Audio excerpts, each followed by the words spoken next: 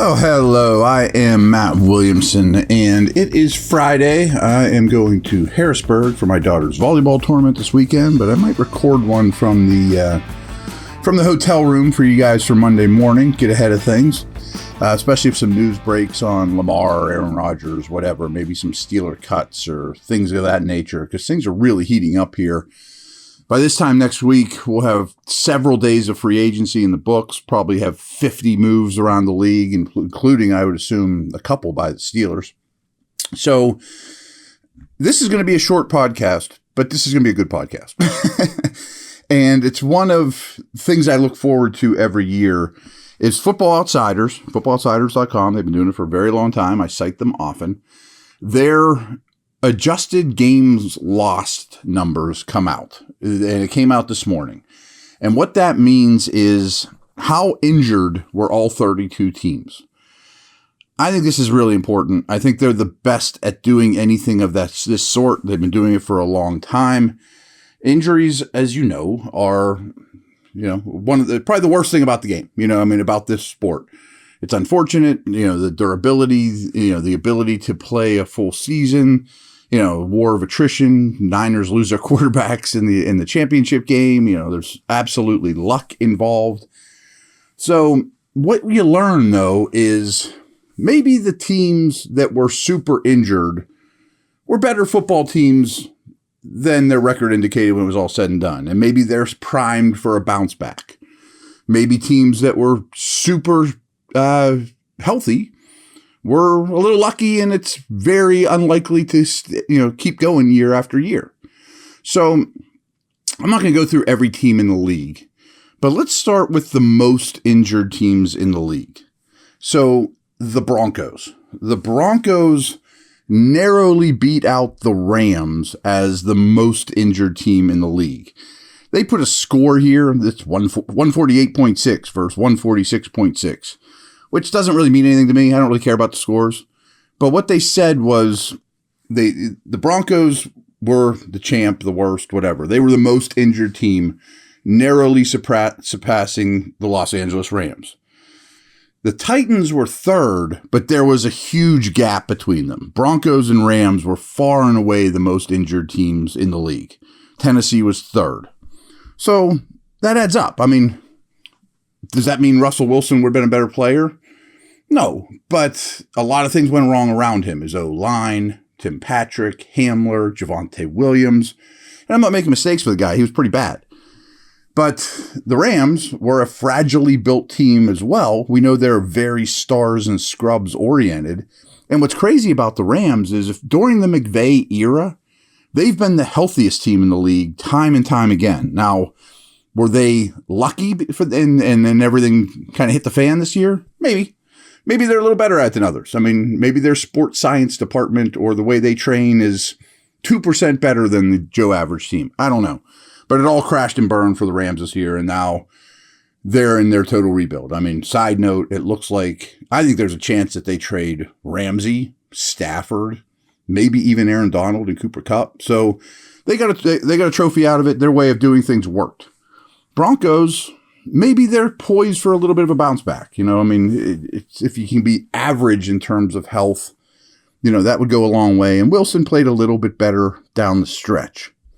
So those are the most injured teams. Let's just give you like the top five here, the bottom five. Denver was the most injured team, followed by the Rams. They were far and away the worst. Tennessee, Arizona, Tampa Bay. I mean, I think all those teams, most of us had much higher expectations preseason. I mean, people were talking about Denver as a playoff team. Think like when the season opened. Well, Russell Wilson's there. He's going to complete the team. Rams were coming off, Super Bowl type aspirations. Tennessee was the number 1 seed the year before in the AFC. Arizona was horrible this year, but people thought they were more of a 500 team coming into the year. Tampa's been really, really strong for the Brady era. And much like the Rams, that crashed and burned this year. So those were the 5 most injured teams, followed by Detroit, the Giants, and the Ravens. The Ravens were hit really hard this year. They ended up being 25th. And I want to see who else in the division shows up here. Cleveland was the 13th healthiest, so they were pretty fortunate all in all. Cincinnati was the 10th healthiest, so they were pretty fortunate overall. And Cincinnati's been pretty injury-free during these last 2 years, which has been a big part of, their success. I'm not saying they're lucky or paper champions or anything like that, but it's interesting too about Baltimore is last year, 2021 season, they set Football Outsiders record for most injured team ever. So to give you the numbers don't mean anything to me, but Baltimore's score, the bigger it's the worse, the more injuries you've been. They were at 191.2 2 years ago compared to 148.6. It was Denver this year. So Denver was the most injured team in the league, but Baltimore was like 40% more injured than the most injured team in the league this year. Does that make sense? So the 2021 Ravens were historically injured, crushed by injuries. So now we're going to talk about the other. Let me go to a quick break, get a sip of water, come back on the other side of things because you're going to find this quite interesting.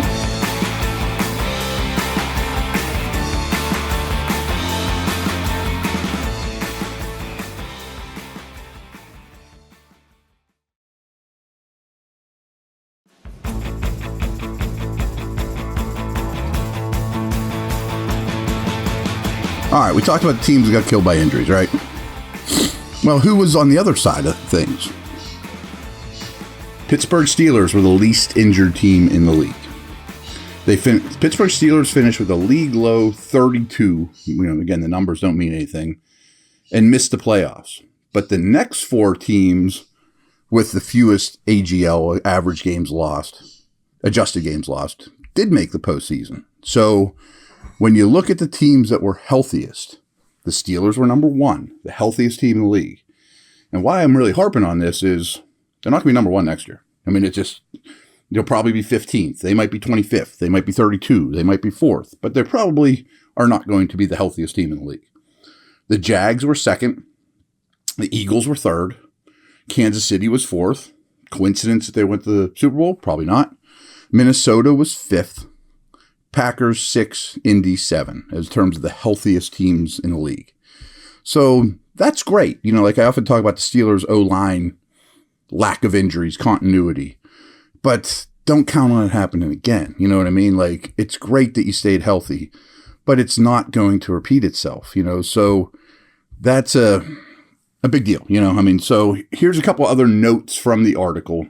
And I also want to talk about history from the Steelers, too. So the Rams had the biggest rise in injuries from 2021 to 2022. So fall from Super Bowl champions to a spot near the bottom of the league. That was devastated the Rams. We talked about that before.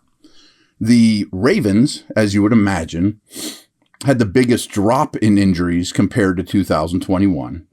They were still 25th in injuries, but they were so injured in 2021 they were still noticeably healthier this year than 2 years ago because 2 years ago hit them so hard. So if you're having this conversation last year, and this is a Ravens podcast, I'd be saying, guys, 2001 was brutal. The Ravens are probably going to be middle of the league in terms of injury luck. They're not going to be hit nearly as hard as this in 2021. Ready for a big bounce back. And that kind of held true for the first half of the year, especially when Lamar was healthy. And then they got hit pretty hard by injuries again and were 25th again. So the last 2 years have been brutal on the Ravens. So they also talked about some consistency here. So,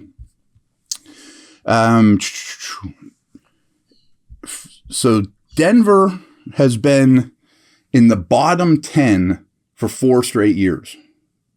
Wonder why things aren't going as well there as people thought, or coaches getting fired? It has a lot to do with it. Arizona has ranked 20th or worse 7 straight years. I mean, that's brutal. How about this? The Washington has ranked below 20th for 9 straight years. They've been one of the 12 most injured teams for 9 straight years. How about the Niners? Even worse.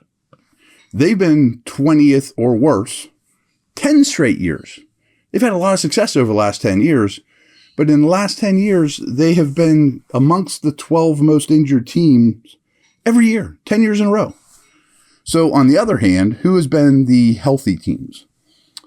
Atlanta has been in the top 12, the best 12, the healthiest 12, 7 in the last 8 years. They haven't done much with it. Buffalo has been above average. They've been in the top half of the league 6 straight years. Certainly helps, with their success. Steelers have been in the top 10, top 10 healthiest teams for 6 of the last 7 years. Is that going to keep up? Are they better at it than others? Maybe they're better at it than others, but it probably won't keep up. But that's a heck of a run. And I mentioned it before, the Rams.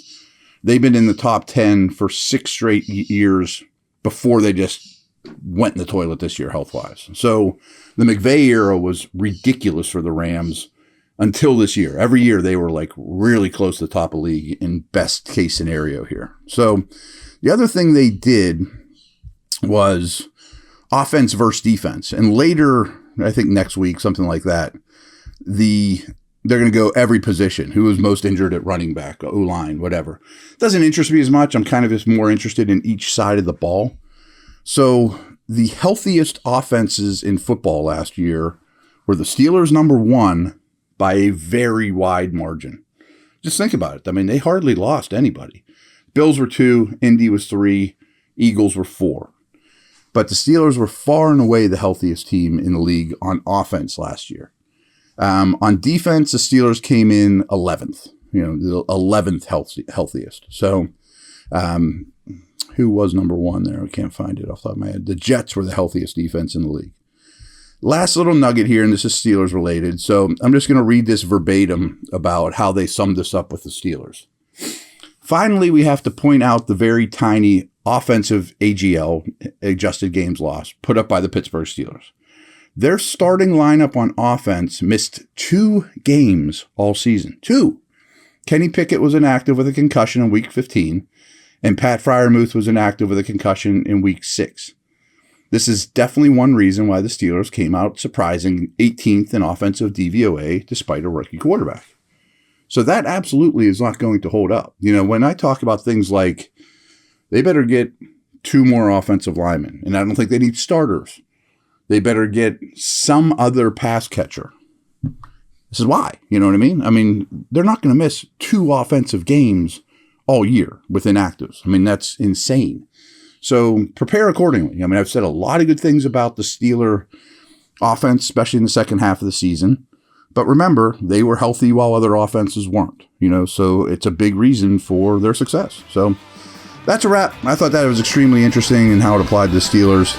I'm sure when we get back, we'll be talking a lot of free agents and all the movement around the league. So over and out. See you.